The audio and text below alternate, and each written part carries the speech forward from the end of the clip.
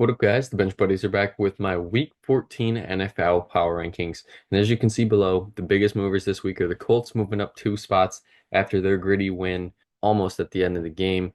And then the Niners falling 3 spots after a disappointing loss on Sunday, and obviously with some injuries as well. But 29 through 32 shouldn't be much of a shock to anybody. You get your 3, 2, and 10 teams.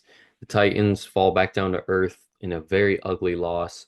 And actually, the Jaguars play the Titans this week in pretty much what'll be for the 29th spot in my rankings. Raiders get the Bucks on the road, and the Giants get the Saints at home, and which could be a winnable game. 25 through 28, Browns put up 32, but Jameis's 2 pick sixes just isn't gonna cut it for the Browns. They get the Steelers this week, who they beat just a week ago at home. Now they go on the road and face Pittsburgh. The Jets, it might be time to bench Rodgers, cut him. Who knows what's going to go on there with him in the offseason. But they get the Dolphins this week in an AFC East matchup. Patriots head into the bye week disappointed as the 2 point conversion. They don't get the stop against Anthony Richardson and they lose because of it. And then the Panthers, disappointing loss for them as well. This team came back down, tied it, took the lead, and then lost in overtime. It just wasn't a good way to end that game for Bryce Young. The Eagles this week, not looking too good there for the Panthers. 21 through 24, and I think it's almost officially time to write these teams off from making the playoffs. Obviously, these teams would probably have to win out to get in. Bengals play great football, just the defense has been letting that offense down, and unfortunately, they're 4-8, and they could go into Dallas and get a win there. That's definitely a winnable game. But the Bengals have to win out, like I said. Niners, same thing. They get the Bears this week. That's pretty much an elimination game at this point in the season, as you know, the Bears lost a heartbreaker because of Matt Eberflus. He's gone. So maybe this Bears team will be a new look team here in these last 5 games. So they get the Niners. Saints, tough one to lose at home against the Rams. And they get the Giants. And I think they still have a chance to win the NFC South. I mean, they're 6-6, only 2 games back. Get a win this week. You never know what can happen there for the Saints. And then, like, go back to the Niners. Lost McCaffrey, lost Jordan Mason. This team is just riddled by injuries all year long, and they just have struggled on the offensive side of the ball. 17 through 20, these teams, disappointing weeks. I guess you could say for all these teams, really. Cowboys get a win, but it wasn't really good. Colts, they get a win as well, but they had to get a 2 point conversion to win it, which Richardson is looking a lot better heading into their bye week.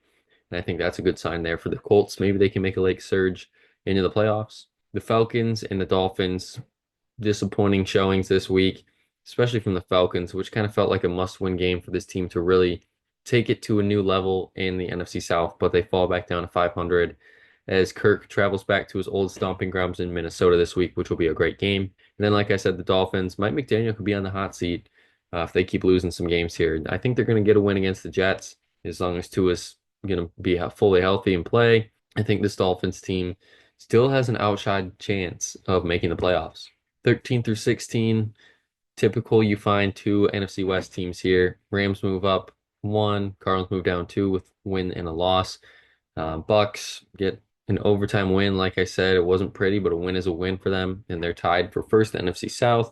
Then the Commanders finally break their 3-game losing streak with a dominant win over the Titans, hanging in their bye week, very happy with where they are. And Cardinals get the Seahawks, who they just lost to a week ago. Now they get them at home in another big game for the division lead, and the Rams get the Bills at home. So I don't think that might go the Rams' way, but at this point in the season, you do never know. In 9 through 12, all 4 of these teams win, and the Texans move up 1 spot, but the other 3 are staying the same. And the Seahawks, it wasn't a pretty win, that's for sure, but a win is a win, and they're in first right now. And obviously, like I said, if the Cardinals can beat them, then they're tied for first with the Cardinals yet again. I don't know. I just think the NFC West is going to come down to the last week of the season. Let's be honest. Nobody has decided to break away in that division, and no one's really been dominant enough to do so.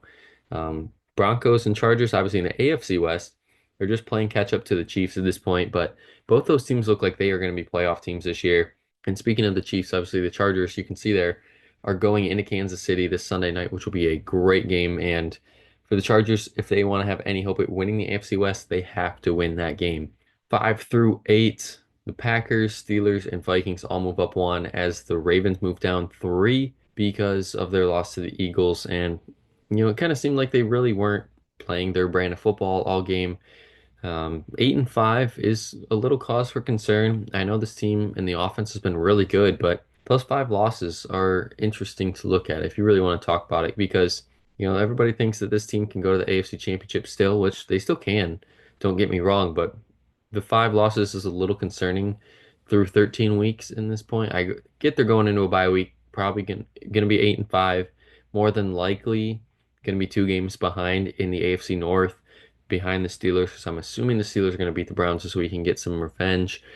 But the Ravens, I think they need to figure out the passing game. Deontay Johnson not even seeing playing time after trading for him. There's something on the offense, I think, and Justin Tucker obviously is a whole different discussion for another time. But this Ravens team, I just don't think has the juice this year like they did last year. And then you have the NFC North, Packers, Vikings, Packers with a big win on Thursday night on Thanksgiving. And pretty dominant performance as they go into Detroit this week in a huge game, not for just playoff seeding, but for the NFC North as well. And the Vikings obviously going to be watching that one closely as they're 10-2, hoping for a Lions loss so they can be tied in the NFC North. And then the Steelers, huge win on the road in Cincinnati, like I said, put up 44. I don't think anyone saw that coming, at least from the Steelers standpoint, as they look to get revenge on the Browns. And 1 through 4 stays the same. Lions, Bills, Chiefs, and Eagles. Lions, probably should have went to overtime against the Bears at least, but the coaching blunder gets him fired and loses the game there for the Bears. And like I said, they get the Packers this week at home. Huge game for the Lions. If they can win that one, be 12-1, pretty much the Packers are going to be out of the NFC North race, and then it'll be just the Lions and the Vikings, which obviously that is what all the Lions fans would love to see. Bills' dominant performance against the Niners in the snow. Josh Allen gets a passing, rushing, and receiving touchdown in that one as they travel all the way across the country to warm, sunny LA to face the Rams. Then the Chiefs. It wasn't a pretty win, 19-17 against the Raiders, but they've been the thorn in the Chiefs' side these last few years, and it is good to see them win this year. And then they get the Chargers at home, which will be a great game.